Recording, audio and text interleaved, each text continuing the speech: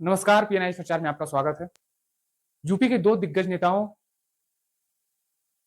आमने-सामने हैं, दो दिग्गज नेता आमने-सामने। आपको बता दें कि यूपी के सीएम और डिप्टी सीएम ये दोनों नेता आमने-सामने आ चुके हैं। आपको बता दें कि केशव प्रसाद मौर्य जिस प्रकार से काफ़ी चर्चा में है इस वक़्त और उन्होंने अपर मुख्य सचिव से नियुक्ति और कार्मिक को चिट्ठी लिखी है।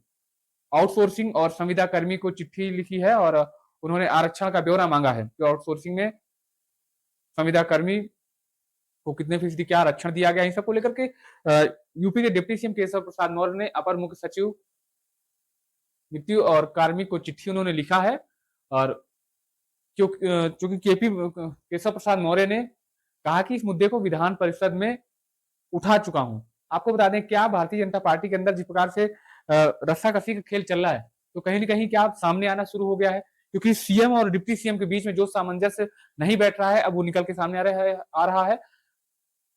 डिप्टी सीएम केशव प्रसाद मौर्य ने जिस प्रकार से आउटसोर्सिंग को लेकर के और संविदा कर्मी के बारे में जो आरक्षण का ब्यौरा मांगा है, तो कहीं ना कहीं अपनी सरकार को लेकर के उन्होंने जवाब मांगा है सरकार से ही। तो कहीं ना कहीं यूपी के अंदर कहीं ना कहीं उठापटक की स्थिति दिखाई पड़ रही, क्योंकि अगर बात किया जाए तो केशव प्रसाद मौर्य नाराज दिखाई पड़ रहे हैं कहीं ना कहीं।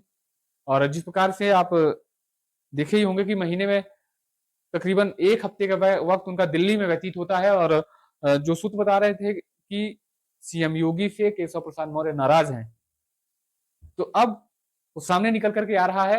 केशव प्रसाद मौर्य ने जिस प्रकार से आउटसोर्सिंग और संविदा कर्मी को लेकर के आरक्षण का मामला उन्होंने उठाया है, तो कहीं ना कहीं भारतीय जनता पार्टी खेमे में जिस प्रकार से रस्साकसी का माहौल चल रहा है, अब वो सामने आना शुरू हो गया। क्योंकि अगर बात करें केशव प्रसाद मौर्य की, तो 2024 के लोकसभा के बाद केशव प्रसाद मौर्य को लेकर के सरगर्मी काफी बढ़ गई और कयास ये भी लगाए जा रहे थे कि केशव प्रसाद मौर्य को अब यूपी की कमान सौंपी जा सकती है। सूत्र भी काफी बता रहे थे कि केशव प्रसाद मौर्य यूपी के अगले मुख्यमंत्री हो सकते हैं। लेकिन इन सब बीच केशव प्रसाद मौर्य ने अपने ही मुख्यमंत्री के मुख्य सचिव से आरक्षण को लेकर के उन्होंने ब्यौरा मांगा, आउटसोर्सिंग और संविदा कर्मी को लेकर के। क्योंकि अगर देखा जाए केशव प्रसाद मौर्य 2024 के लोकसभा चुनाव के बाद कहीं ना कहीं नाराज दिखते नजर आए। लेकिन आपको बता दें कि केशव प्रसाद मौर्य अपने गृह जनपद में उनका काफी अच्छा परफॉर्मेंस नहीं रहा।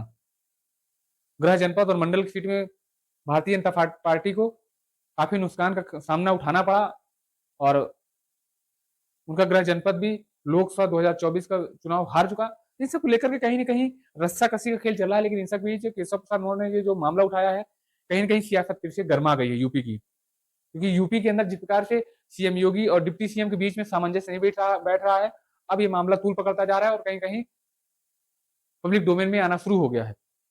अब देखना यही होगा कि केशव प्रसाद मौर्य ने ये जो आरक्षण का ब्यौरा मांगा है, तो कब तक उनको मिलता है और इसमें क्या फैसला लिया जाता है।